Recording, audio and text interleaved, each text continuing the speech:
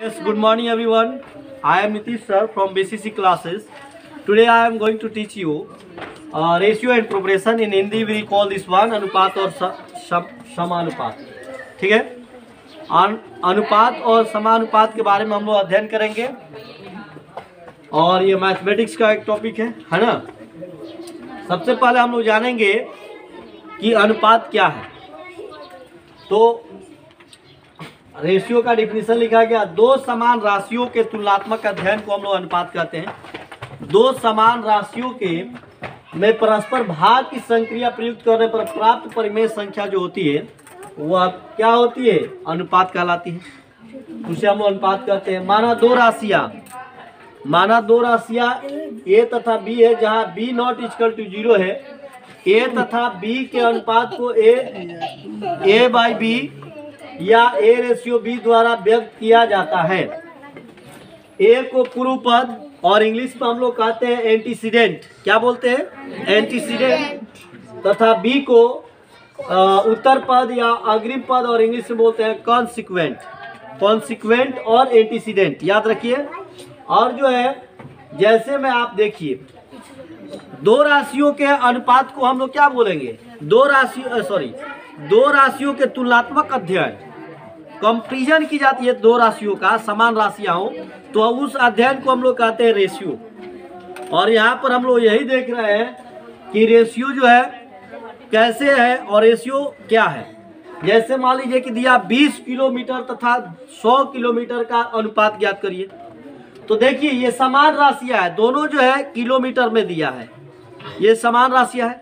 अब इन राशियों का तुलना करना है ना। तुलना करिए, अनुपात बनाइए। तो अनुपात बनाने के लिए क्या करेंगे?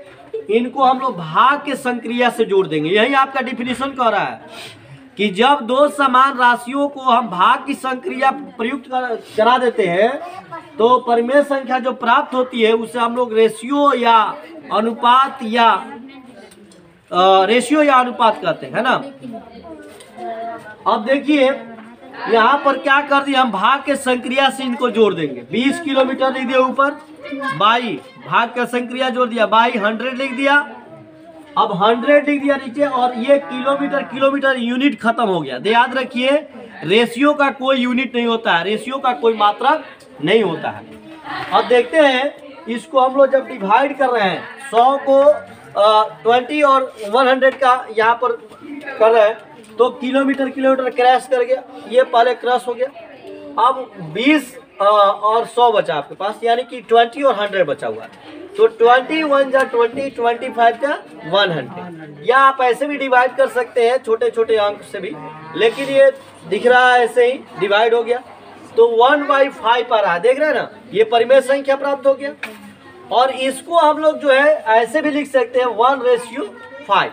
और इसको हम लोग पढ़ रहे हैं कि क्या, कि 1/5 या 1:5। समझ में आ रहा है ना। तो यहाँ पर मैंने लिख दिया है कि रेशियो का कोई मात्रक यूनिट नहीं होता है। मात्रक जिसको हम लोग अंग्रेजी में यूनिट कहते हैं, रेशियो का कोई जो है यूनिट नहीं होता है। और जो है, हम लोग इसके आगे देखते हैं रेशियो कितने प्रकार के होते हैं, रेशियो के बारे में और अध्ययन करते हैं। अब जो हम लोग अनुपात के प्रकार के बारे में समझ रहे हैं, टाइप्स ऑफ रेशियो या काइंड्स ऑफ रेशियो। पहला है वर्गानुपात। देखिए, जैसा कि नाम से ही स्पष्ट है, वर्गानुपात मीन्स स्क्वायर कर दिया गया, वर्ग कर दिया गया। जैसे दिया, इसको इंग्लिश में हम बोलते हैं डुप्लीकेट रेशियो। डुप्लीकेट रेशियो, यदि ए रेशियो बी हो तब ए रेशियो बी का वर्गानुपात इसको वर्ग कर दीजिए, ए स्क्वायर रेशियो बी स्क्वायर। उदाहरण के तौर पर 2 रेशियो 5 का वर्गानुपात ज्ञात करना है, तो क्या करेंगे कि 2 का वर्ग करेंगे फिर 5 का वर्ग करेंगे। तो 2 का वर्ग करेंगे तो 4 हो जाएगा, 5 का वर्ग करेंगे 25 हो जाएगा। तो अब 2:5 का वर्गानुपात पूछा है, तो वर्गानुपात यानी डुप्लीकेट रेशियो पूछा है, तो डुप्लीकेट रेशियो हो जाएगा 4:25। जब ये रेशियो दिया है 2:5, है ना।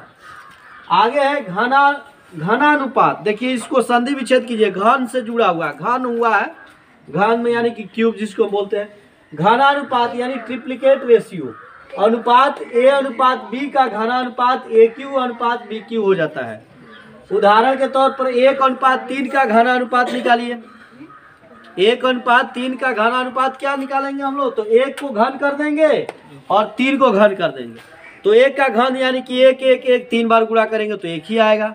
3 का 3 बार मल्टीप्लाई करेंगे 3 3 3 तो 27 आ जाएगा।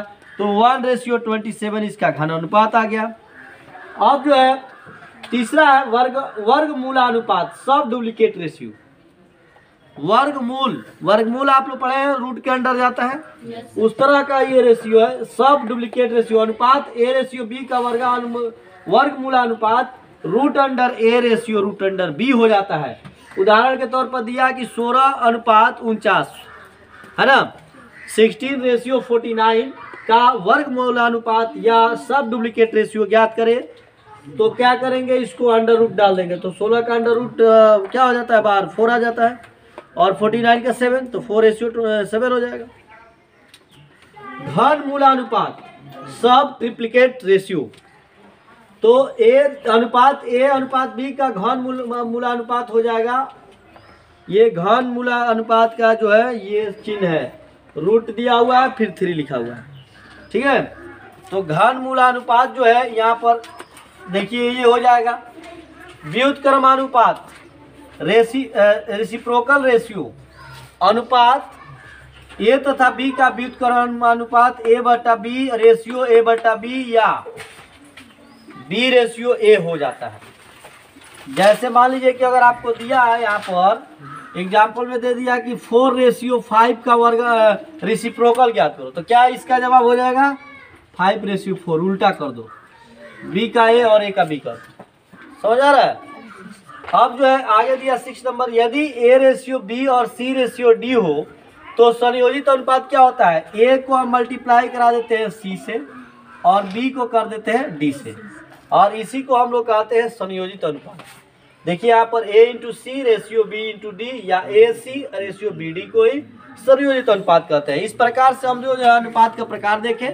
आगे हम लोग समझ रहे हैं समानुपात के बारे में। हाँ, तो हम लोग देख रहे हैं कुछ रेशियो से संबंधित पद छूट गए थे, उनको मैं बता रहा हूँ फिर से। इक्विवेलेंट रेशियो आप लोग देखिए, इक्विवेलेंट रेशियो है ऑन मल्टीप्लाइंग और dividing each term of ratio by the same non zero numbers we get a ratio equivalent to the given ratio. या एग्जाम्पल में हम लोग उसको देखते हैं नीचे। जैसे आपको दिया 2:3 का इक्विवेलेंट रेशियो निकालिए। सपोज कि ये आपको क्वेश्चन दिया कि इक्विवेलेंट रेशियो निकालिए 2:3 का, तो क्या करेंगे, समान देखिए 2/3 लिख दिया और इसको समान संख्या से इसके नंबरेटर और डिनोमिनेटर में समान संख्या से मल्टीप्लाई कर ले रहे हैं या डिवाइड कर ले रहे हैं। यही ना बोला है कि ऑन मल्टीप्लाइंग या डिवाइडिंग ईच टर्म, प्रत्येक टर्म को जो है सेम संख्या से मल्टीप्लाई कीजिए या डिवाइड कीजिए। तो हम यहाँ मल्टीप्लाई कर दिए 2/2 से, तो ये क्या हो जाएगा 4/6 हो रहा है ना। अब इसको फिर सिंपलेस्ट में ले आएंगे तो वही आ जाएगा 2 2 जा 4, 2 3 जा 6, क्लियर, वही आ जा रहा है, यानी कि इक्विवेलेंट है उसके। वैसे ही 2/3 × 3/3, तो ये क्या होगा 6/9, ये भी 6/9 इसके इक्विवेलेंट है 2/3 के, क्योंकि इसको भी ऐसे करेंगे 3 2 जा 6, 3 3 जा 9, फिर 2:3 आ गया। समझ आ रहा है ना। आगे ratio in simplest form, the ratio A ratio B said to be in the simplest form if HCF of A and B is 1। यानी कि A और B रेशियो जो है सिंपलेस्ट फॉर्म में कहे जाता है, तब कहा जाता है जब A और B में HCF 1 हो, यानी कि A और B में कॉमन अगर कुछ बचे तो 1 बचे, इसके अलावा कुछ भी कॉमन ना बचे। जैसे मान लीजिए कि आपको इसको सिंपलेस्ट में बदलना है, 40:25 दिया, तो आप क्या करेंगे, इसको तब तक डिवाइड करेंगे जब तक कि इसका जो है A और B का रेशियो में कॉमन 1 को छोड़कर कुछ और ना रह जाए। जैसे देखिए 5 5 जा 25, 5 8 जा 40, और ये डिवाइड हो सकता है, और कि इससे दोनों डिवाइड हो सकते हैं, नहीं हो सकते, यानी कि दोनों में अब कॉमन क्या बचा है, 1 ही बचा है ना तो ये डिवाइड होगा इससे, ना ये डिवाइड होगा। अब ये कंडीशन में आप देख रहे हैं कि अगर 8 और 5 का एचसीएफ भी निकाल देते हैं तो 1 ही आएगा, 5, ठीक है, 3 बचा, फिर 3 5, 3 1 जा 3 2 बचा, फिर 2 में कितना से 3 से 2 1 जा 2, 1 बचा, फिर 1 में 2 से 1 2 जा 2, यानी फाइनल HCF इसका एक आ रहा है। तो कहने का मतलब कि सिंपलेस्ट फॉर्म में आप जब लाते हैं तो क्या करते हैं, उसको पूरा जो है डिवाइड कर देते हैं, कुछ भी कॉमन, अब 1 को छोड़ के कुछ भी कॉमन नहीं बचना चाहिए, तब वो सिंपलेस्ट फॉर्म में माना जाएगा। तो इस तरह से जो है रेशियो संबंधित बातें आप लोग समझे। आगे कुछ ध्यान देने वाली बातें लिखी गई है। ध्यान देने वाली बातें ये है कि रेशियो के प्रत्येक पद में समान संख्या जोड़ सकते हैं, घटा सकते हैं, गुणा कर सकते हैं, भाग कर सकते हैं, तो उसमें कोई भी उसके रेशियो में परिवर्तन नहीं होता है, यानी कि उसका रेशियो जो है अपरिवर्तित रहता है। इस तरह से हम लोग जो है रेशियो के बारे में समझे। अब इसके आगे जो है समानुपात के बारे में हम लोग देख रहे हैं। Yes, now we are going to study समानुपात, है ना। समानुपात प्रोपोर्शन क्या है? If two ratios are equal, यदि दो रेशियो या दो अनुपात बराबर हो, वी से that they are in proportion, हम लोग कहते हैं कि ये समानुपात में है। एंड यूज द सिंबल, ये सिंबल यहाँ पर देखिए प्रोपोर्शन का है। प्रोपोर्शन का सिंबल यानी कि रेशियो का आप देते थे ना एक बार, तो इसको 2 बार कर दीजिए, तो ये कितना हो गया? 4 हो गया, ऐसे 4 डॉट हो गया। और टू इक्वलेट द टू रेशियोज, जब दो अनुपात समान हो तो वे समानुपात कहलाते हैं। और इसको ऐसे देखिए लिखा जाता है A ratio B proportion C ratio D। तो इसका ये फर्स्ट टर्म है, ये सेकेंड टर्म है, और ये थर्ड टर्म है, और ये फोर्थ टर्म है। तो फर्स्ट टर्म और फोर्थ टर्म, फर्स्ट और फोर्थ टर्म को हम लोग बोलते हैं एक्सट्रीम्स, और सेकेंड और थर्ड टर्म बीच वाले टर्म को हम लोग बोलते हैं इन दोनों को मीन्स। अब देखिए product of extremes is equal to product of means, यानी कि ये बाह्य पदों का गुणनफल बराबर आंतरिक पदों का गुणनफल, ये इतना होता है। देखिए A into D equal to B to C। अगर ये ratio A ratio B ratio C ratio D के रेशियो में इस तरह से A ratio B proportion C ratio D है, तो आपका ये हो जाएगा A into D equal to B into C। अगर यहाँ पर कुछ और रहता है, जैसे मान लीजिए कि A रेशियो C लिखता और प्रोपोर्शन दिया रहता और D रेशियो यहाँ पर F लिखा रहता, तो क्या होता? A इंटू इसका लास्ट टर्म हो जाता ना, A into F equal to C into D। समझ रहे हैं ना। इसको हम लोग जो है मतलब कि समानुपात के ये रूल है कि product of extremes equal to product of means, यानी बाह्य पदों का गुणनफल बराबर आंतरिक पदों का गुणनफल। इस तरह से जो है हम लोग समानुपात के बारे में भी समझे। आई होप कि ये वीडियो जो है आप लोग के लिए यूजफुल होगा, तो ज़रूर आप सब्सक्राइब करें, लाइक करें, शेयर करें। आपका दिन शुभ हो। Thanks for watching this video.